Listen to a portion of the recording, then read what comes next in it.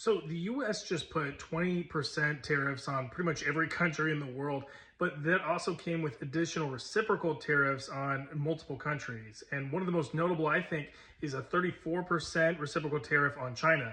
And that's added on to the 20%. So that means China is about to receive 54% in US tariffs. And I think that that's very important. And I think that that really plays into Xi Jinping's calculus with making a move on Taiwan. And I want to talk a little bit about why. Now, the US is China's largest export partner, and China is still to this day an export-driven economy.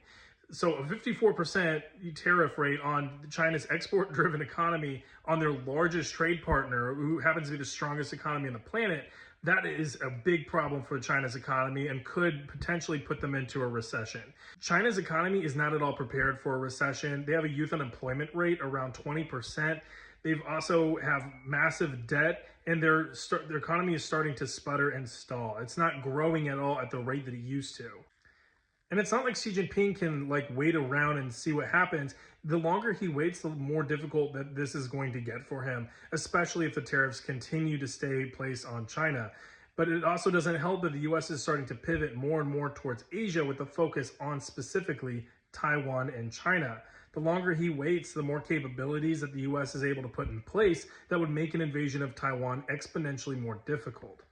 Now, with all that being said, this could actually move up Xi Jinping's decision to make a move on Taiwan, not just because the longer he waits, but because the US is a little distracted right now with a little bit of an Iran problem.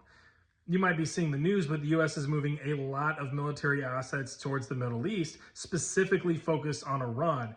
And if, say, negotiations were to fail and the US and Iran were to end up at war, that would be a very timely and lucky break for China, because that would suck up a lot of US assets to fight a war against Iran, notably, if you've checked a map, a distant area away from China.